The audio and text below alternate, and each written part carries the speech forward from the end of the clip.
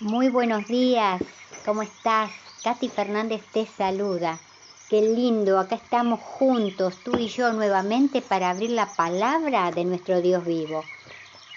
Quiero compartir contigo un versículo, realmente son dos, que encontramos en Lucas capítulo 22, versículo 31 y 32, y dice, dijo también el Señor, Simón, Simón, he aquí, Satanás os ha pedido para zarandearos como a trigo, pero yo he rogado por ti que tu fe no falte, y tú, una vez vuelto, confirma a tus hermanos. Trae tu Biblia y oremos. Amado Padre Celestial, gracias por tu preciosa palabra, tu carta de amor. Gracias porque estás a nuestro lado. Gracias, Padre, también porque sabemos que estás con nuestros queridos y también sabemos que no tenemos que pasar nada por este mundo que no lo podamos lograr tú y yo juntos. Ahora, Padre, que al abrir tu palabra sea tu Espíritu Santo nuestro Maestro. Enséñanos, necesitamos desesperadamente escucharte. No queremos escuchar palabras humanas. Lo pedimos en el nombre de Jesús, Padre, pidiéndote también que aumentes nuestra fe siempre. Gracias, Padre, te amamos. Amén. La lección para el día jueves 26 de julio lleva por título La propagación del Evangelio. El triunfo sobre Esteban provocó una persecución masiva contra los creyentes de Jerusalén, sin duda instigada por el mismo grupo de opositores. El líder del grupo era Saulo, que causó un gran daño a la iglesia. Sin embargo, la persecución resultó tener un buen efecto. De hecho, al dispersarse por toda Judea y Samaria, los creyentes iban predicando el Evangelio. Entonces se cumplió el mandato de testificar en esos lugares. Te invito a que juntos leamos del libro de Hechos, el capítulo 8, vamos a leer del versículo 4 al 25, mientras pensamos qué lecciones se revelan en este relato. Hechos, capítulo 8, versículo del 4 al 25. Pero los que fueron esparcidos iban por todas partes anunciando el Evangelio. Entonces Felipe descendió a la ciudad de Samaria, les predicaba a Cristo, y la gente unánime escuchaba atentamente las cosas que decía Felipe, oyendo y viendo las señales que hacía, porque de muchos que tenían espíritus inmundos salían estos dando grandes voces, y muchos paralíticos y cojos eran sanados. Así que había gran gozo en aquella ciudad. Pero había un hombre llamado Simón que antes ejercía la magia en aquella ciudad y había engañado a la gente de Samaria, haciéndose pasar por algún grande. A este oían atentamente todos, desde el más pequeño hasta el más grande, diciendo, este es el gran poder de Dios. Y les estaban atentos, porque con sus artes mágicas les había engañado mucho tiempo. Pero cuando creyeron a Felipe, que anunciaba el Evangelio del reino de Dios y el nombre de Jesucristo, se bautizaban hombres y mujeres.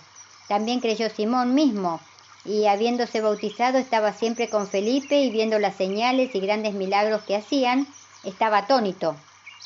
Cuando los apóstoles que estaban en Jerusalén oyeron que Samaria había recibido la palabra de Dios, enviaron allá a Pedro y a Juan, los cuales, habiendo venido, oraron por ellos para que recibiesen el Espíritu Santo, porque aún no había descendido sobre ninguno de ellos, sino que solamente habían sido bautizados en el nombre de Jesús.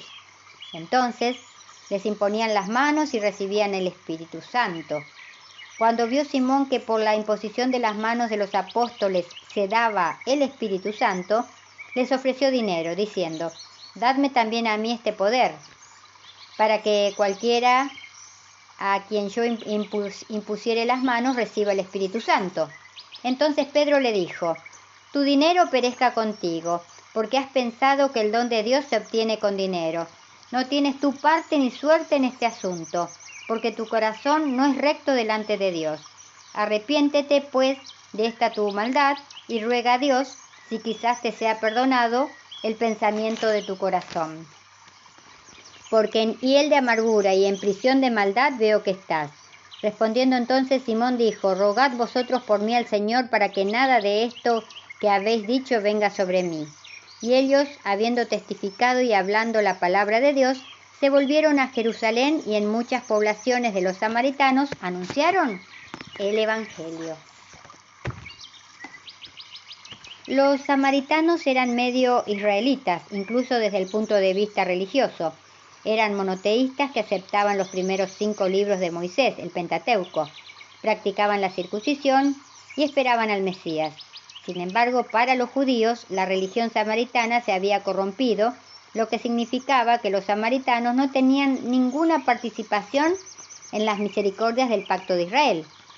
La inesperada conversión de los samaritanos asombró a la iglesia de Jerusalén, por lo que los apóstoles enviaron a Pedro y a Juan para evaluar la situación. El hecho de que Dios haya retenido a su espíritu hasta que llegara Pedro y Juan probablemente fue para convencer a los apóstoles de que los samaritanos debían ser aceptados como miembros plenos de la comunidad de la fe. Sin embargo, no se detuvo allí.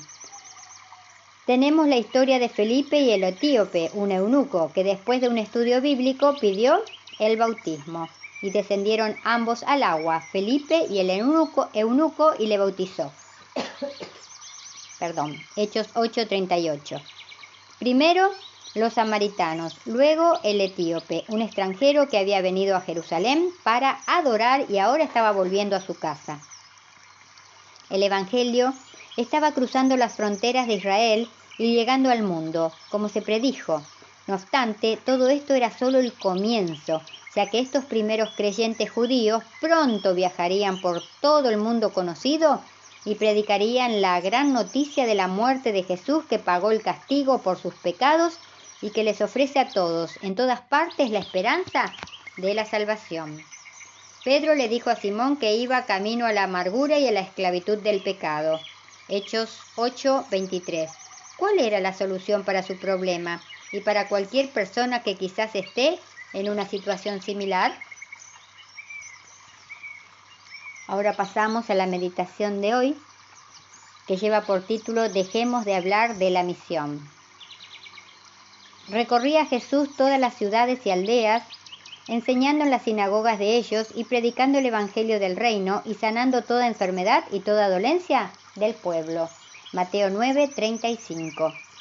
La misión divina demanda que contemplemos las cosas como las veía Jesús, que las sintamos como las sentía Jesús, que vayamos a los sitios como lo hacía nuestro Salvador. Esta misión exige que oremos fervientemente al Dios Todopoderoso, al Dios de la cosecha. Por último, demanda que nosotros mismos nos entreguemos a la misión, al Dios de la misión.